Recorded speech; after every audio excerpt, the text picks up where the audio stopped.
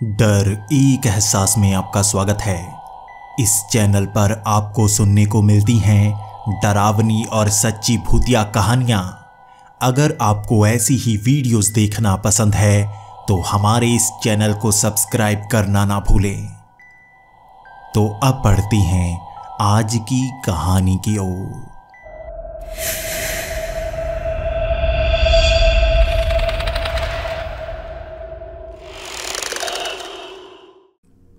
Hello दोस्तों, मेरा नाम आशुतोष है और मैं इंडियन स्पेशल सर्विसेज में काम करता हूँ। इससे पहले मैं इंडियन आर्मी में मेजर रह चुका हूँ, लेकिन मेरी प्रमोशन करके मुझे स्पेशल सर्विसेज में भेज दिया गया। यहाँ पर हमारी पहचान भी खत्म कर दी जाती है। हमारा नामो निशान जैसे दुनिया से मिटा दिया जाता है।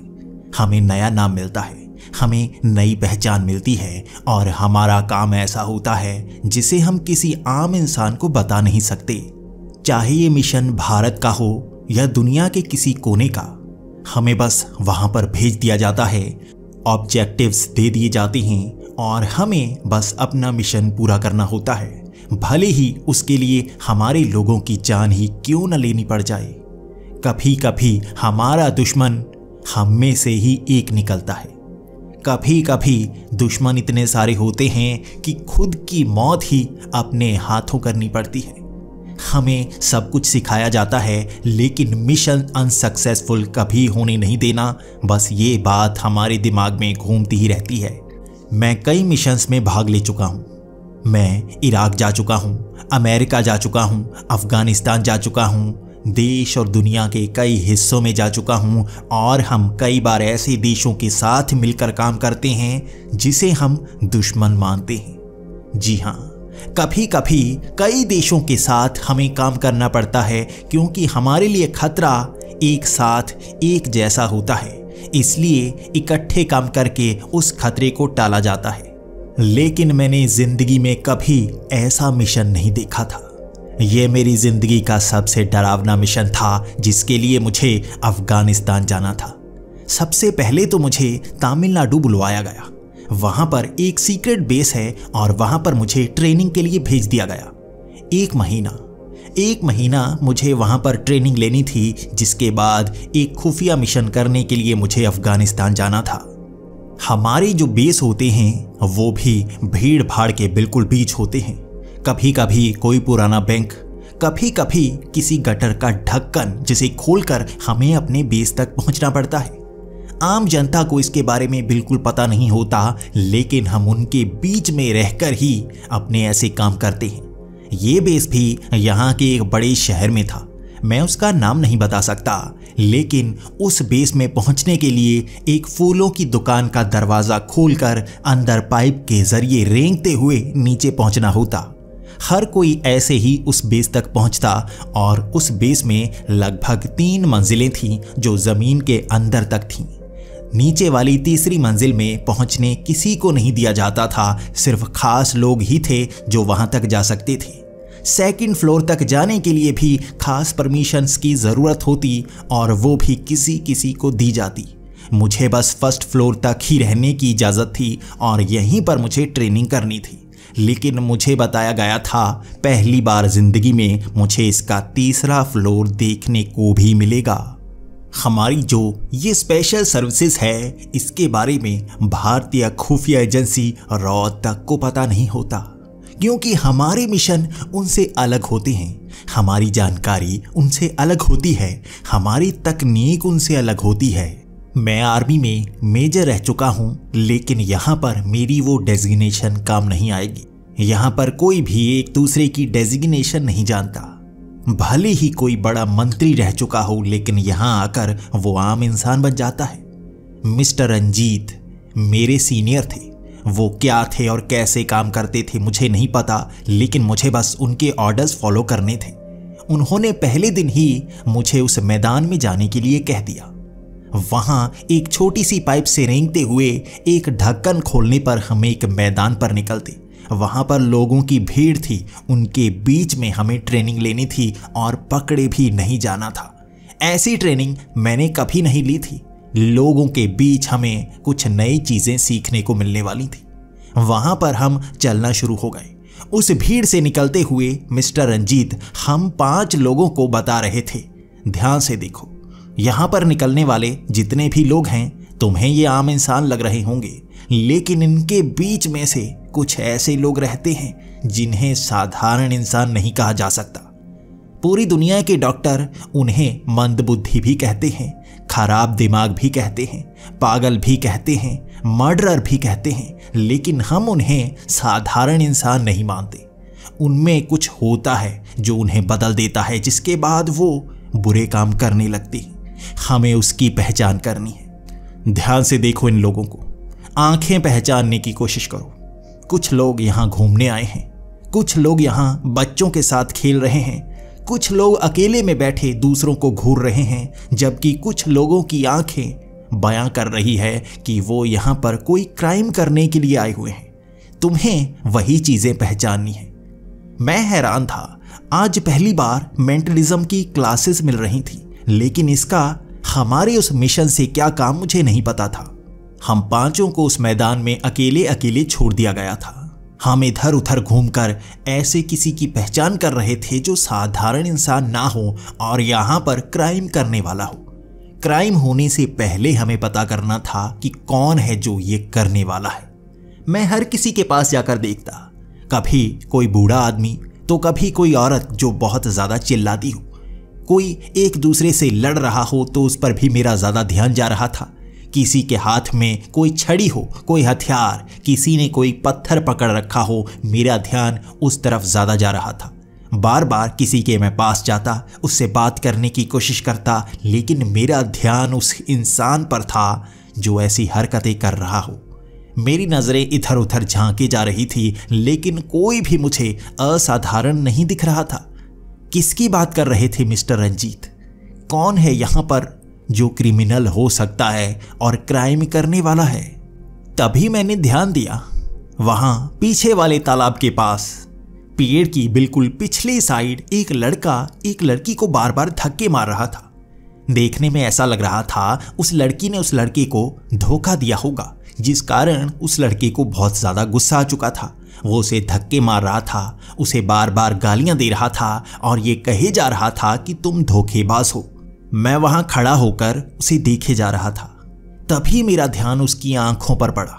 पहले उसकी आंखें बिल्कुल काले रंग की थीं, लेकिन थोड़ी ही देर में उसकी आंखें थोड़ी थोड़ी भूरी सी होने लगी, थोड़ी थोड़ी हरी सी। इंसानों की आंखें इस तरह से रंग नहीं बदलती। मुझे उस पर पूरा शक था और वहां पर वो अजीब तरह से लड़की पर झपटने लगा था। अचानक उसने एक पत्थर उठाया और वो उस पत्थर को लड़की के सर पर मारने वाला था।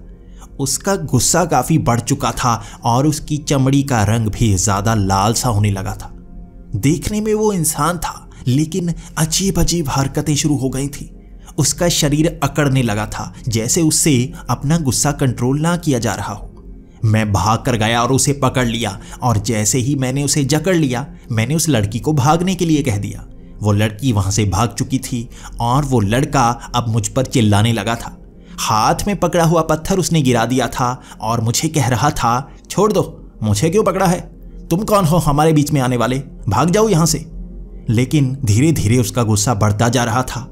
मेरी बाजुओं की पकड़ बहुत तगड़ी है। मैं 10 साल आर्मी में रह चुका हूं, लेकिन उसने इस पकड़ से भी खुद को बड़ी आसानी से निकाल लिया था। उसके बाद वो मुझे थोड़े थोड़े धक्के मार रहा था, लेकिन उसे संभालने में मुझे परेशानी जरूर हो रही थी।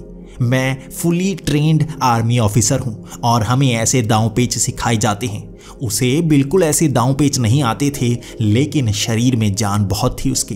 बड़ी मुश्किल से उसे काबू कर पाया था। हमें ट्रिक्स सिखाई जाती हैं जिससे हम किसी को भी बड़ी आसानी से बेहोश कर सकते हैं, और उसे भी मैंने बेहोश कर दिया था। डॉक्टर रंजीत को मैंने वहां पर बुलाया और बाकी 4 लोग भी वहीं पर खड़े थे। उसके बाद मिस्टर रंजीत ने मुझसे पूछा, तुम्हें इसमें कुछ अलग क्या लगा? मैंने कहा, इसके शरीर की बनावट थोड़ी सी बदल गई थी। ये थोड़ा सा अकड़ गया था। आंखों का रंग नहीं बदलता इंसानों का, ये बदल चुका था। इसके शरीर में थोड़ी जान ज्यादा थी। भले ही इसका शरीर कमजोर लग रहा है, लेकिन हो सकता है गुस्से के कारण ये ज्यादा शक्तिशाली हो चुका हो। मिस्टर रंजीत काफी खुश थे। इसके बाद उस लड़के को पकड़कर हम उसी गटर के ढक्कन के पास लेकर गए। हमें आसपास नजर रखनी थी, कोई हमें देख तो नहीं रहा। वहां पर बहुत ज्यादा कचरा पड़ा था, जबकि एक तरफ एक बड़ा सा डस्टबिन पड़ा था जिसके पीछे से गुजरते हुए हम बड़ी आसानी से गटर का ढक्कन बंद कर पाते। वहां कैमरे तो लगे हुए थे, लेकिन उसकी दिशा अलग तरफ थी। उसके बाद उस गटर में जैसे ही हम चले गए, उस लड़के को संकरी सी उस छोटी पाइप से निकालते हुए अपने उस ऑफिस में ले आए थे। उसे एक सिंगल बेड पर बिठा दिया गया था, उसकी बाजू बांध दी गई थी। वो अब भी बेहोश था, लेकिन पानी उसके चेहरे पर मारने के बाद वो होश में आ चुका था। वो भौंचक्का हो चुका था, उसे पता नहीं था वो कहां पर है। इधर उधर झांके जा रहा था और उसके बाद खुद को खोलने की कोशिश कर रहा था। हम उस कांच की खिड़की के बाहर से उसे देखे जा रहे थे। मिस्टर रंजीत हम सबको बता रहे थे, ध्यान से देखना, इसमें बहुत कुछ अलग दिखेगा तुम्हें। धीरे धीरे उसका गुस्सा बढ़ता जा रहा था, फिर भी वो खुद को रोकने की कोशिश कर रहा था। 15 मिनट बाद वो अचानक हिल हिल कर जैसे दोबारा बेहोश हो गया। कुछ पल के लिए बेहोश हुआ था, दोबारा जब उसने आंखें खोली, उसका स्वभाव बदल चुका था। वो इधर उधर देखने के बाद उस कांच की खिड़की की तरफ देखने लगा। ऐसा लग रहा था उसे कांच की खिड़की के पार नजर आ रहा हो, लेकिन वो जो कांच की खिड़की थी, अंदर से बाहर देखा नहीं जा सकता था। सिर्फ बाहर से हम उसे अंदर देख सकते थे। वो हमारी तरफ नजरें गड़ाए इस तरह से देख रहा था जैसे उसे आर पार दिख रहा हो। मैं थोड़ा सा हिला, वो बड़ी सी खिड़की के कोने में चला गया और उसकी नजरें मुझ पर थीं। मैं साफ देख पा रहा था वो इस कांच के पार मेरी तरफ नजरें गड़ाए हुए देखे जा रहा है। उसके बाद हमने उसकी बाजू और टांगों को बांधा हुआ था। बड़ी आसानी से उसने उस लोहे की चेन को तोड़ दिया था। उसकी कलाई की हड्डी टूट गई थी, लेकिन वो दर्द का एहसास जैसे नहीं कर पा रहा था। टूटी हुई हड्डी, उसकी कलाई नीचे की तरफ लटक चुकी थी। वो उसे हिला नहीं पा रहा था, लेकिन दर्द से करा नहीं रहा था, बल्कि खुश हुआ बड़ी आसानी से वहां से बाहर निकलने की कोशिश कर रहा था। शरीर की हड्डी टूटने के बाद भी वो दर्द को मान नहीं रहा था और उस दरवाजे को खोलने की हर कोशिश की उसने, लेकिन वो दरवाज़ा 5 इंच की मोटी स्टील से बना था, जिसे वो भले ही अपना शरीर तोड़ दे खोल नहीं सकता था। उसके बाद वो अपने शरीर पर उन कपड़ों को फाड़ना शुरू हो गया। शरीर से सारे कपड़े उसने फाड़ दिए थे और उसके बाद उसके शरीर का रंग बदल रहा था। वो धीरे धीरे ज़्यादा लाल होता गया। लाल होने के बाद वो थोड़ा थोड़ा नीला होने लगा। इंसानी शरीर इस तरह से रंग नहीं बदलता, लेकिन वो अजीब तरह से चमकीला सा हो गया था, इंसानों के भेस में जैसे कोई और चीज़ हो, लेकिन हमें पता नहीं था वो क्या चीज़ है। धीरे धीरे उसका गुस्सा बढ़ता गया और वो अपने सर को दीवार से पटकना शुरू हो गया था। उसके बाद उस दरवाजे को खोलकर उस पर एक पानी की स्प्रे की गई। ये बेहोशी वाला पानी था जो उसके पूरे शरीर पर छिड़का गया था। उसके शरीर का तापमान इतना ज़्यादा था कि वो पानी उसके शरीर पर छूते ही भाप बन रहा था। वो बहुत ज़्यादा गर्म हो चुका था। धीरे धीरे उसके शरीर का तापमान कम होता गया। वो सही तरह से दिखना शुरू हो गया, जैसे इंसानी शरीर बिल्कुल ठीक हो चुका हो। धीरे धीरे वो कमज़ोर सा होता गया और बेहोश हो गया। थोड़ी देर बाद उसे होश आया और वो हैरान परेशान रो रहा था। मैं यहाँ पर कब आ गया? कौन लेकर आया मुझे? जैसे इतनी सारी घटनाएं वो भूल भी चुका था। यहाँ हो क्या रहा है? इसके बाद हमारा सवाल मिस्टर रंजीत से था और उन्होंने पूरी बात बताना शुरू कर दिया। उन्होंने कहा, आपको लगता है धरती पर सिर्फ इंसान ही रहते हैं जो इतने समझदार हैं? जानवर, पंछी, मछलियाँ वो इस तरह से तरक्की नहीं कर पाए हैं। उनके दिमाग की क्षमता हमारे जितनी नहीं है, लेकिन धरती पर इंसानों के अलावा भी कई जीव हैं। वो कहाँ से आए हमें नहीं पता। पहले हम माना करते थे वो परग्रही हैं, लेकिन अब वैज्ञानिकों ने ढूंढ निकाला है वो परग्रही नहीं हैं, बल्कि हमेशा से धरती पर रहा करते थे, बस हमें नहीं पता था। वो इंसानी शरीर से जुड़ जाते हैं, इंसानों के बीच ही रहते हैं। कई बहुत खतरनाक हैं और वो क्या चाहते हैं हमें नहीं पता। उनमें से कुछ भागकर कहीं और पहुंच जाते हैं, जैसे ये पहुंचा है। ये अफगानिस्तान का नागरिक है जो छिपता छिपाता यहां तक पहुंच आया था, लेकिन आज हमने इसे भी पकड़ लिया। इसे ज्यादा कुछ याद नहीं रहेगा, इसके शरीर से वो तत्व को निकालना पड़ेगा। लेकिन सबसे ज्यादा उनकी संख्या अफगानिस्तान में है, जहां वो मारे नहीं जा रहे हैं। हम अपनी टीम को हर बार वहां पर भेजते हैं, लेकिन बहुत कम को मार पाते हैं। इनमें ज्यादा शक्ति है, ये दर्द सहन नहीं कर सकते और कई बार ये बड़े से जानवर के आकार में आ जाते हैं और उनसे लड़ना पड़ता है। कई बार हम अपनी टीम भेज चुके हैं और वहां पर हम कई बार खत्म भी हो चुके हैं। इनकी संख्या धीरे धीरे मिटानी पड़ती है, तभी हम इंसान बच पाएंगे। लेकिन इनके बारे में ज्यादा हम जान नहीं पा रहे हैं। तुम्हें अफगानिस्तान में एक खास मिशन के लिए भेजा जा रहा है। हम दोबारा से अपनी ट्रेन टीम वहां पर भेज रहे हैं और बाकी की जानकारी तुम्हें अंत में मिलेगी। बस इतना ही जान लो, 1 महीने बाद तुम्हें सारी जानकारी मिल जाएगी। इतना कहकर मिस्टर रंजीत वहां से चले गए थे और हमारे दिमाग में बहुत सारे सवाल थे। उन सवालों का जवाब हमें धीरे धीरे मिलने वाला था। वहां 1 महीने तक हमारी ट्रेनिंग चली, हमें सब कुछ सिखाया गया और यहाँ टैक्टिक्स काफी नए सिखाए गए। आर्मी में ऐसे टैक्टिक्स नहीं सिखाए जाते, ऐसे हथियार नहीं दिए जाते, अंधा करने वाले हथियार, ऐसे बम जिनसे मरने के बाद लोगों के शरीर में कोई भी सबूत ना बचे। हमें वहां पर ऐसा काम करना था कि हम अगर पकड़े भी गए तो खुद को बता नहीं सकते कि कहां से आए हैं। ये तो मैं जानता हूं।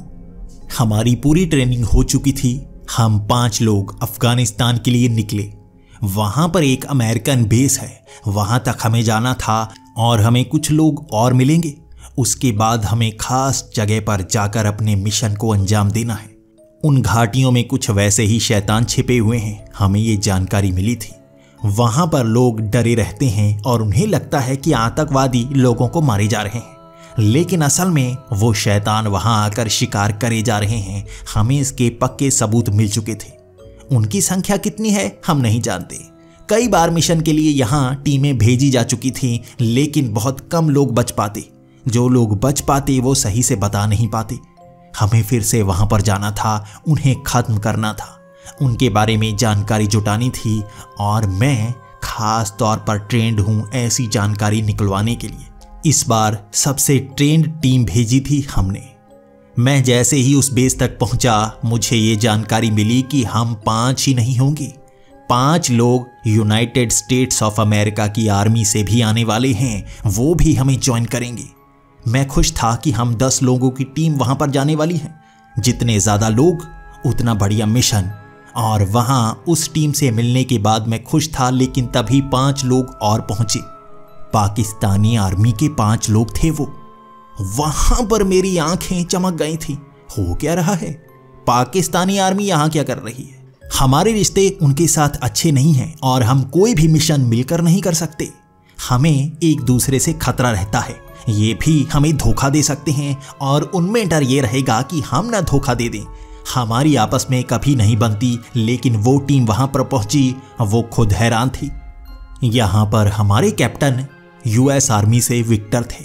उन्होंने ये बताया कि हम 15 लोगों की टीम जाने वाली है। ध्यान रखना, पाकिस्तानी आर्मी से भी लोग हैं, इंडियन आर्मी से भी लोग आए हुए हैं, जबकि यूएस आर्मी से भी लोग आए हुए हैं।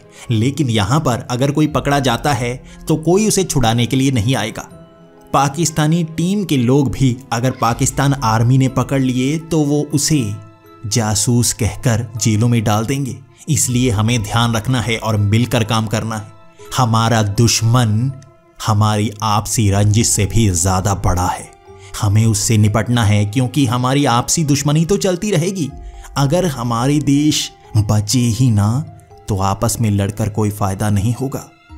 यहां पर कुछ घबरा गया था मैं, और मैंने वो पाकिस्तानियों के उड़े हुए चेहरे भी देखे। हम किसी ऐसे दुश्मन से लड़ने वाले थे जो हम दोनों देशों से ज्यादा खतरनाक था। ऐसा कौन सा दुश्मन है?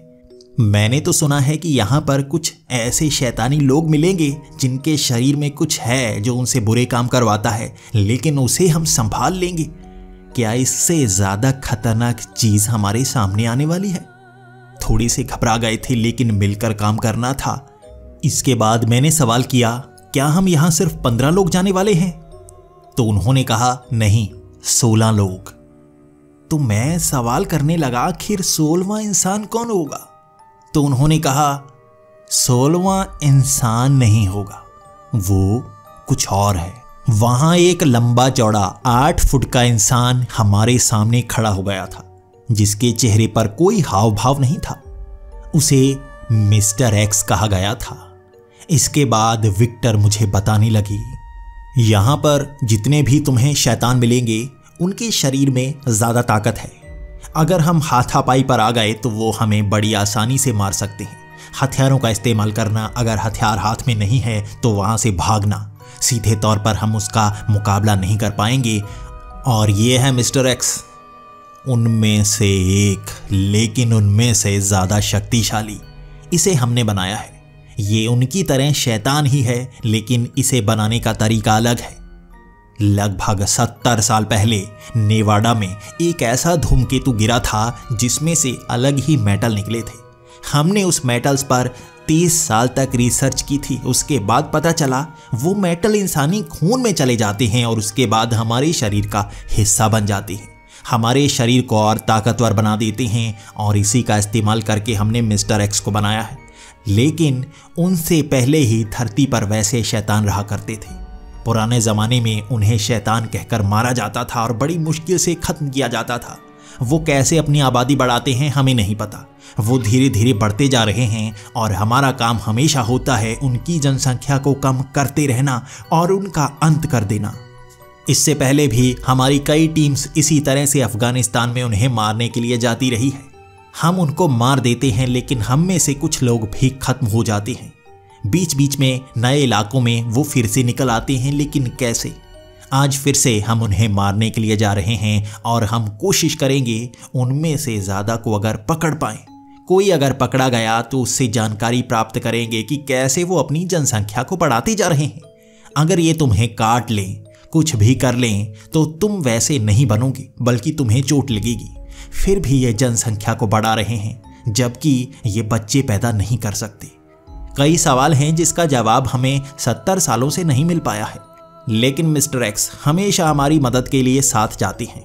इनका शरीर ज़्यादा तगड़ा है, हमेशा ये बचकर आ जाते हैं और कुछ लोगों को बचाकर ले आते हैं। कुछ लोग हमारे मारे जाते हैं, लेकिन अंत में हमेशा हमारा मिशन सक्सेसफुल हो ही जाता है। इस बार भी हमारा मिशन सक्सेसफुल हो जाएगा और हमें पूरा तैयार रहना है। कल सुबह 6 बजे हम उन्हीं घाटियों के लिए निकलेंगे। तालिबान के लोग वहां पर नहीं हैं और ना ही यूएस आर्मी वहां उनसे लड़ रही है। हम बड़ी आसानी से साधारण गाड़ियों में वहां पर पहुंच जाएंगे। रास्ता बिल्कुल सुनसान है और इलाका बिल्कुल वीरान। वहां पर हमें अपने मिशन को अंजाम देना है। जो छोटी पहाड़ी है उसमें कई गुफाएं बनाई गई हैं। कोई वहां नहीं रहता, बस उन शैतानों को देखा गया है जो वहां से निकलते हैं और आसपास से निकलने वाले हर किसी को मार देते हैं। अगले दिन सुबह 6 बजे हम 16 लोग उसी तरफ निकल गए थे।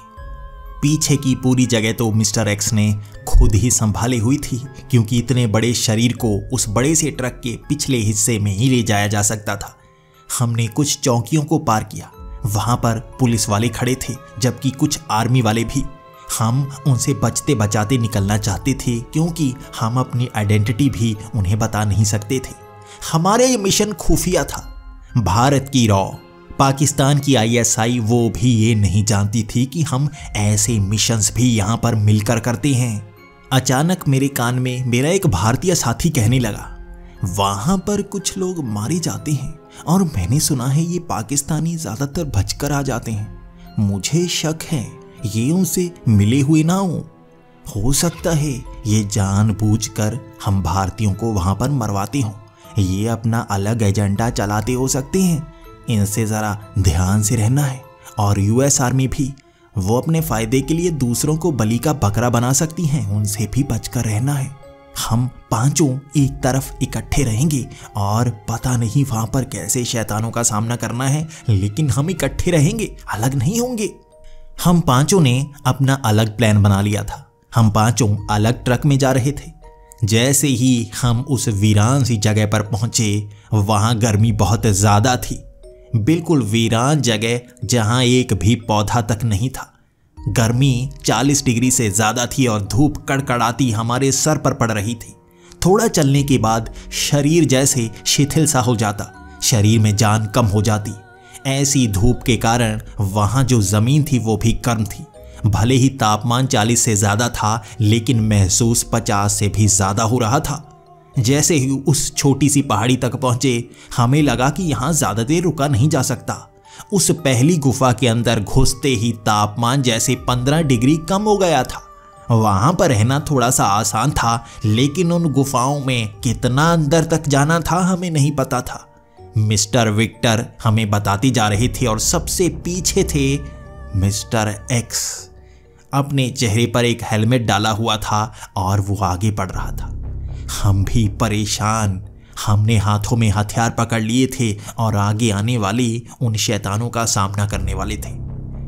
एकदम से मिस्टर विक्टर ने कहा, मौत की गुफा कहा जाता है। जो भी यहां पर आता है कहते हैं जिंदा नहीं बचता। इससे पहले इतनी खतरनाक जगह पर हम कभी नहीं आए। जो भी यहाँ मिशन पूरा करके जाते हैं उन्हें अलग ड्यूटी दी जाती है ताकि दोबारा ऐसे मुश्किल मिशन पर वो ना आ पाएं। उस गुफा के काफी अंदर तक हम पहुंचे और वहां से आवाजें आ रही थी, जैसे 3 से 4 लोग आपस में बातें कर रहे हो। हम चौकन्ने हो गए थे। हमने वो जूते पहने हुए थे जिनसे आवाज बहुत कम आती है। उस मिट्टी में पैर रखते भी चलने की बिल्कुल आवाज नहीं आ रही थी। इसीलिए हम 16 के 16 लोग धीमे धीमे होकर आगे बढ़ रहे थे। वो आवाज हमारे नजदीक आती गई और हम समझ गए थे जो भी यहाँ पर है काफी नजदीक है। उस गुफा के एक मोड़ के सामने हमने 4 लोगों को देखा जिनके हाथ में कुछ सामान था। वो वहां पर पत्थरों से जैसे बैठे हुए खेल रहे थे। उनके पास कुछ नोट भी थे, अफगानी नोट, जिन्हें वो वहां पर रखकर जैसे कोई जुए जैसी गेम खेल रहे थे। हम सब चौकन्ने थे, लेकिन मैं सोचने को मजबूर हो गया, ये आम इंसान लगते हैं, ये कोई शैतान नहीं लगते। हम इन्हें बड़ी आसानी से गिरफ्तार कर सकते हैं। मैंने इशारा किया मिस्टर विक्टर को कि ये नॉर्मल लगते हैं, लेकिन मिस्टर विक्टर ने इशारा कर दिया, ध्यान रखना है, हमें इन्हें पकड़ना है। मैं एकदम से सामने निकला और हथियारों को उन 4 लोगों की तरफ तान दिया। हम उन्हें सर पर हाथ रखकर खड़े होने के लिए कह रहे थे। उनके हथियार भी पास में पड़े थे और उनका ज्यादा ध्यान रखना था। वो 4 थे और हम 16, इसलिए उन्हें काबू करने में ज्यादा परेशानी नहीं हुई। जैसे ही हम उन्हें पकड़ने के लिए पास गए थे, उनके शरीर के रंग बदलने शुरू हो गए थे। शरीर की चमड़ी बड़ी तेजी से काली हो रही थी। उस लड़के जैसी नहीं जिसे मैंने पहले देखा था। ये तो बहुत तेजी से काला सा हो गया था। पहला जिसे मैंने पकड़ रखा था, वो काली चमड़ी हाथ से फिसल रही थी, बड़ी जोर से, जैसे मैंने उसे पकड़ रखा था, लेकिन वो फिसल कर मेरे हाथ से कब निकल गया मुझे पता नहीं चला। उसका चेहरा तब देखा मैंने जब वो मेरी तरफ घूमा। उसका शरीर बिल्कुल काला पड़ गया था। वो चमड़ी किसी पानी वाले जानवर जैसी थी, बिल्कुल चमकती हुई, बड़े बड़े दांत, लेकिन वो काट नहीं रहा था, बल्कि उसने मुझे धक्का दिया और मैं पीछे जा गिरा। गोलियों की बारिश उन पर शुरू हो गई थी और वो जैसे बदल गए थे, अपने हथियारों को उठाना नहीं चाहते थे, बस हाथों से लड़ रहे थे। वो आवाज गोलियों की थी जो गूंज रही थी और उन पर ताबड़तोड़ गोलियों की बारिश हो रही थी। उन गोलियों को खाते हुए भी वो जैसे आगे बढ़ रहे थे। उन गोलियों की बौछार के बीच से निकलकर भी वो हमारे लोगों पर हमला कर रहे थे। उनकी उंगलियों से निकले हुए तीखे से नाखून जैसे एक बार में तलवार की तरह सर को धड़ से अलग कर देते। आगे से कटते हुए हमारे लोग इस तरह से नजर आ रहे थे कि वो दर्द मैं सहन नहीं कर पा रहा था। मैं डर कर कांप चुका था। ऐसे मरते हुए मैंने कभी किसी को नहीं देखा था। हमारी गोलियां भी जैसे उन पर ना असर हो रही थी। 10 लोगों को काट कर वहीं पर फेंक दिया था उन्होंने, और वो लाशें वहां सामने पड़ी थी। और वो मिस्टर एक्स जब आगे आया और उसने उन 4 को संभाल लिया। वो 4 भी ताकतवर थे, लेकिन मिस्टर एक्स जैसे उनसे ज्यादा ताकतवर था।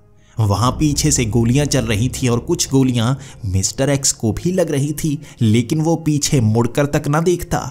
उन 4 को भी काट कर 2-2 हिस्सों में वहीं पर फेंक दिया था। और अब जाकर यहाँ पर सिर्फ 5 लोग बचे थे और एक मिस्टर एक्स, 2 पाकिस्तानी, मैं अकेला हिंदुस्तानी और 3 यूनाइटेड स्टेट्स के लोग। यहाँ पर एक ही पल में किस तरह से लाशें बिछ गई समझ में ही नहीं आया। कुछ 10 से 15 सेकंड लगे होंगे ये पूरी घटना हुई और इतने में ही हमारे 10 लोग मारे जा चुके थे और मैं भी सन्न था। उन चारों ने इस तरह से काट कर मारा कि हमारे कुछ समझ में नहीं आया, लेकिन अब भी हमें आगे बढ़ना था। सिर्फ 4 लोगों का सामना करने से ही हमारे लोग इस तरह से मरे। क्या हम बच पाएंगे? इसके बाद मिस्टर विक्टर ने कहा, अब मिस्टर एक्स सबसे आगे होंगे। मुझे बताया गया था कि इन्हें सबसे आगे रखना है, लेकिन मैं नहीं जानता था ऐसे दानवों से सामना करना पड़ेगा। वहां मिस्टर एक्स को आगे कर दिया गया था और हम 5 उसके पीछे। अब जो वो करता उससे हम बच पाते और अगर इनकी संख्या ज्यादा हुई तो मुश्किल पड़ जाएगी। अब हम और आगे बढ़ रहे थे। आगे कई मोड़ आए और वहां दीवारों पर खरोंचों के निशान थे, जैसे किसी बड़े जानवर ने उन दीवारों पर छेद करने की कोशिश की हो। हम जानते थे ये कौन है, लेकिन हमारे पास पूरे जवाब नहीं थे। कोई शायद जवाब जान नहीं पाता। यहाँ पर 4 शैतानों की लाशें पड़ी थी जो बिल्कुल इंसानों जैसी लग रही थी। शायद मरने के बाद वो ऐसे ही हो जाते हैं, जबकि 10 हमारे लोगों की लाशें पड़ी थी। हम अब भी आगे जा रहे थे और उन लाशों का कुछ कर नहीं सकते थे। हमें अपना मिशन पूरा करना था। यहाँ पर जितने भी शैतान हैं उन्हें खत्म करना है। आगे 2 शैतान और आए और मिस्टर एक्स ने उन्हें बड़ी आसानी से काट कर इधर उधर फेंक दिया। वो लाशें अब यहीं पड़ी थी। हम और आगे जा रहे थे। आगे हमने 3 वैसे ही शैतान देखे, लेकिन ये कुछ अलग लग रहे थे। मिस्टर एक्स जैसे जैसे आगे बढ़ते वो पीछे हटते जाते, जैसे उन्हें फंसाने की कोशिश कर रहे हों। अचानक वो एक गुफा की तरफ भागने लगे जहां पर कई रास्ते थे। एक गुफा में वो भागते रहे और मिस्टर एक्स उनके पीछे भागना शुरू हो गया। वो तेजी से भागकर काफी दूर निकल गया और हम उनके पीछे जा नहीं पाए। हमारे कंधों पर कई हथियार टंगे हुए थे, जिस कारण हम तेज भाग ना पाए और अंत में हम 5 ने एक साथ रहने का डिसीजन ले लिया। मिस्टर एक्स कितना आगे निकल चुके थे हमें नहीं पता था, लेकिन हमें तो एक साथ ही रहना था।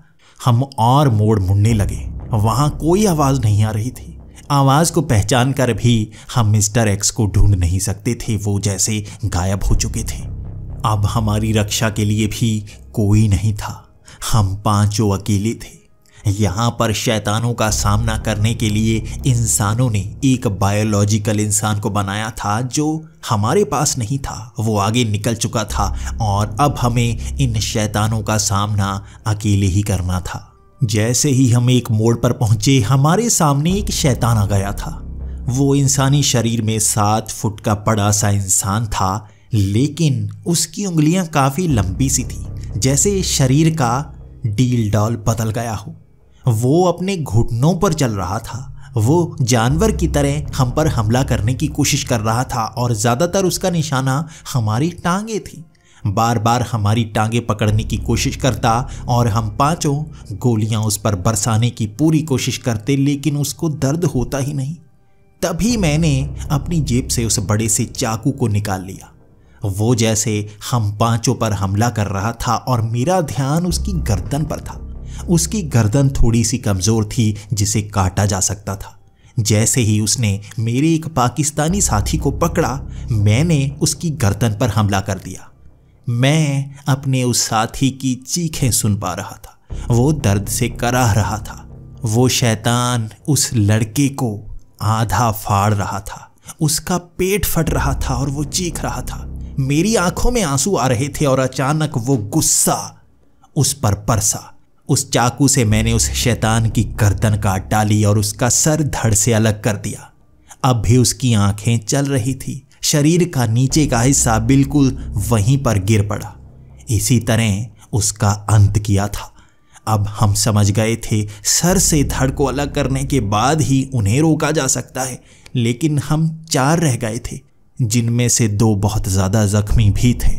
उस शैतान को पकड़ने में हम भी बहुत ज़्यादा जख्मी हो चुके थे। हम थोड़ा आगे और बढ़े थे और हमें एक आवाज़ सुनाई दी। ये आवाज़ मिस्टर एक्स की थी और उसका पीछा वो US आर्मी वाले करना चाहते थे, लेकिन मैंने मना कर दिया। हमें यहाँ से बाहर निकलना होगा। हम ज्यादा देर लड़ नहीं पाएंगे, हमें नहीं पता वो कितने हैं और अंत में हम मारे ही जाएंगे। यहाँ आज कोई बचकर बाहर नहीं जाने वाला। मैं पीछे मुड़ना चाहता था लेकिन वो आगे बढ़ना चाहते थे। मैं उनके साथ नहीं जा सकता था। वो मौत के मुंह में जा रहे थे। ये शैतान किसी को बख्शने वाले नहीं। ये और ज्यादा उग्र हो चुके हैं। इनकी जनसंख्या बढ़ चुकी है और उसका जवाब हमें नहीं मिलेगा। कैसे ये जनसंख्या बढ़ा रहे हैं। वहां पर वो तीनों भागते हुए एक तरफ गए और वहां उस शैतानों की भीड़ ने उन्हें जैसे जकड़ना शुरू कर दिया। मैं देख पा रहा था वहां उनके शरीर के अंग अलग किए जा रहे थे। मैं दूसरी गुफा की तरफ मुड़ गया। मैं तेजी से भागने लगा। मैंने अपने उन हथियारों को फेंक दिया था। सिर्फ वो बड़ा सा चाकू मेरे हाथ में था। शायद गोलियों का ज्यादा असर उन पर नहीं होगा। इसी तरह से बचकर मुझे दूर निकलना होगा। मैं भागता रहा और ये बाहर जाने का रास्ता ही था। एक मोड़ पर एक इंसान मेरे सामने था। मुझे देखने में वो हिंदुस्तानी जरूर लग रहा था लेकिन उसका शरीर वैसे ही शैतान जैसा था। वो बार बार शैतान के रूप में बदलता और अचानक दोबारा इंसान बन जाता। वो मुझ पर हमला नहीं कर रहा था बल्कि अपने शरीर को जैसे कंट्रोल करने की कोशिश कर रहा था। मैं वो नज़ारा बयां नहीं कर सकता। बार बार जैसे उसके शरीर की हड्डियां टूटती, वो अलग आकार लेती लेकिन बाद में फिर से इंसानी आकार ले लेती। बार बार ऐसा हो रहा था। लेकिन उसके हाथ में एक डायरी सी थी। उस पर कुछ लिखा हुआ था। बार बार वो अपना हाथ मेरी तरफ करता और पीछे की तरफ करके दोबारा शैतान बन जाता। बार बार वो ऐसे किए जा रहा था। उसकी जबान से कोई शब्द नहीं निकल रहा था लेकिन मुझे एक पल के लिए लगा जैसे वो इंसान मुझे वो डायरी देना चाहता था जबकि वो शैतान उसके शरीर पर कंट्रोल कर रहा था। मैं ज्यादा सोचना नहीं चाहता था लेकिन यहां से भागने का समय था। दूसरी गुफा के रास्ते में बाहर निकल सकता था। बस भागते भागते मैंने उस डायरी को पकड़ लिया। मैं उस डायरी को उसके हाथ से खींचकर एक गुफा की तरफ भागने लगा जबकि वो वहां पर ऐसा ही किए जा रहा था। मैं तेजी से बाहर की तरफ भागने लगा और वो चीखें आ रही थी। वहां अंदर से एक और आवाज भी आई। ये मिस्टर एक्स की थी। मैंने सबको मार दिया, तुम अंदर आ सकते हो, उसने ये कहा था। लेकिन मुझे पता नहीं क्यों दिल में ऐसा महसूस हो रहा था जैसे बाहर जाना चाहिए। वो मेरी रक्षा नहीं कर पाएगा, वो मुझे जिंदा नहीं रख पाएगा। मैं बस बाहर की तरफ भागता रहा और वो मुझे बुलाने की कोशिश करता रहा। भागता भागता मैं बाहर आ गया। मैं उस ट्रक को स्टार्ट करके वहां से दूर निकलना चाहता था। मैं नहीं जानता था मैं कहां जाऊं। पीछे जाने का रास्ता था और शायद सबको लगा होगा मैं वहीं जाऊंगा लेकिन मैं आगे की तरफ भागने लगा, पाकिस्तानी बॉर्डर की तरफ। मुझे पता नहीं क्यों मिस्टर एक्स पर भी शक हो रहा था। वो जानता होगा मैं किधर भागूंगा। शायद वो जानते होंगे यहाँ आने वाला किस तरफ भागता है, इसीलिए मैं उल्टी तरफ भागने लगा। कोई नहीं सोचेगा कि एक भारतीय पाकिस्तानी बॉर्डर की तरफ भागेगा जहां पर हमेशा जंग छिड़ी रहती है, लेकिन मैं उस तरफ भाग रहा था। शायद यही मेरे बचने का कारण होगा। उन शैतानों में से कोई भी शायद मेरे पीछे नहीं आया था। वो ट्रक को मैं सीधा बॉर्डर की तरफ ले जाए जा रहा था। वहां एक पहाड़ी के पास से जब पेट्रोल खत्म हो गया उस ट्रक का, वहां उसी जगह रात को मैं वो डायरी पढ़ने लगा था। मेरे पास एक छोटी सी टॉर्च थी। मैं भूखा था लेकिन मैं उस डायरी को पढ़ना चाहता था। वो शैतान मुझे क्या देना चाहता था मैं जानना चाहता था। वो डायरी को जैसे ही मैंने खोला, पढ़ना शुरू किया, मेरी आंखों के सामने सच्चाई आना शुरू हो गई थी। उस डायरी को लिखा था शाहनवाज ने, जो भारतीय आर्मी में थे। वो तीसरे मिशन के लिए इराक में गए थे लेकिन वो यहाँ पर पहुँच आए क्योंकि ये शैतान इंसानों को आधा फाड़ कर फेंक देते हैं जिसके बाद दोबारा जिंदा कर देते हैं। ये अपने शरीर का अंश डाल देते हैं ताकि उसे भी शैतान बनाया जा सके। उस डायरी में शाहनवाज ने लिखा था कि मैं भी आधा शैतान आधा इंसान बन चुका हूँ, लेकिन मुझे नहीं पता बाकियों की तरह मैं पूरा शैतान नहीं हूँ, खुद पर कुछ कंट्रोल कर सकता हूँ। जब भी हम अपनी ज़बान से किसी को कुछ बताने की कोशिश करते हैं, वो शैतान जाग जाता है और सामने वाले इंसान को मार देता है। इसीलिए मैंने कलम का इस्तेमाल किया। इस डायरी में सब कुछ लिखा। मैं सब कुछ लिखना चाहता हूँ। इराक के युद्ध में भी हम इसी तरह शैतानों को मारने के लिए गए थे, लेकिन मैं भी उनमें से था जो कट कर वहाँ मर गया। लेकिन कुछ समय बाद जब मुझे होश आया तो मैं एक गुफा में था। वहाँ पर मुझे जिंदा किया जा चुका था, लेकिन मैं जैसे ही खुद पर कंट्रोल करने की कोशिश करता, वो शैतान हावी हो जाता। मैं भी उनमें से एक बन गया था।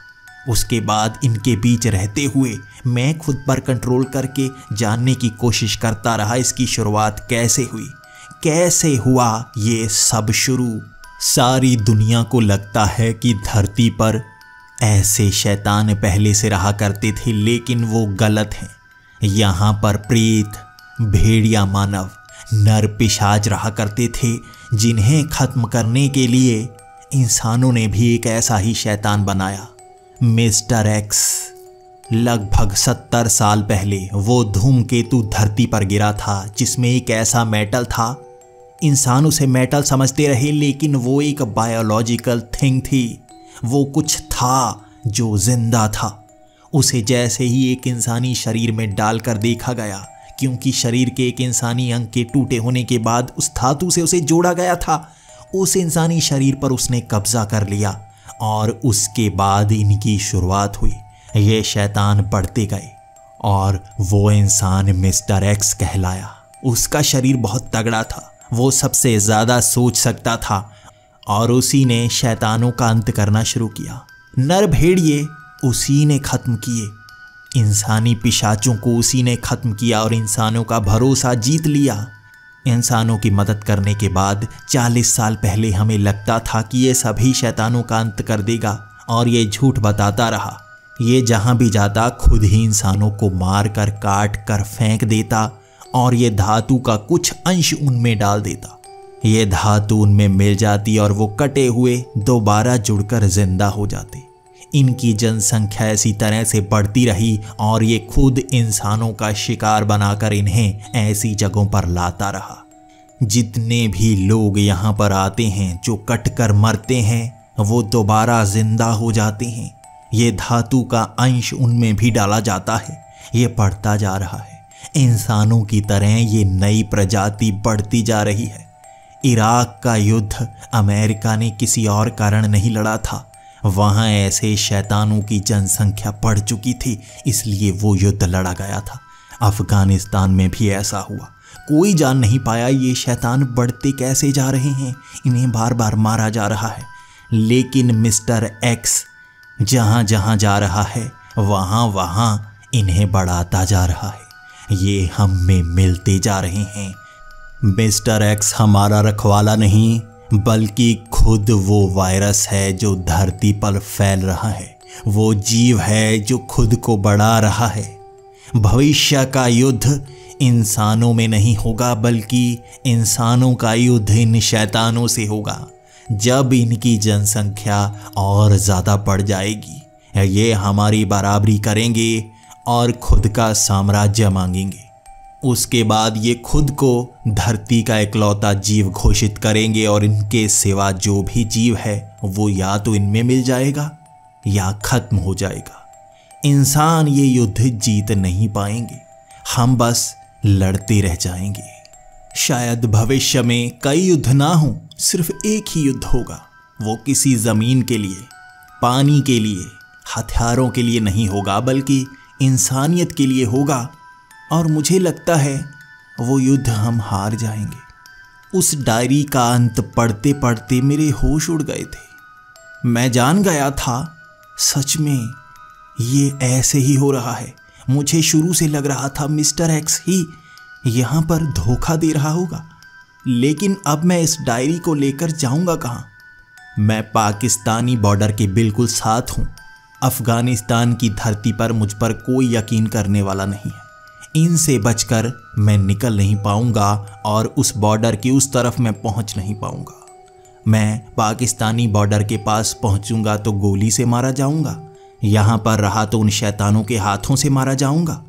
आर्मी के पास गया तो गद्दार कहलाकर मारा जाऊंगा। इस देश से बाहर निकला तो जासूस कहलाकर मारा जाऊंगा।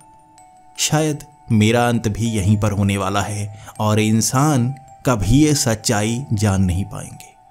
कोशिश कर रहा हूं अब भी मैं यहां से बाहर निकलने की, कभी तो किसी तरह से तो यहां से निकल पाऊं और ये जानकारी मैं सबके सामने ला पाऊं। अब भी इंतजार कर रहा हूं, मैं अब भी जिंदा हूं।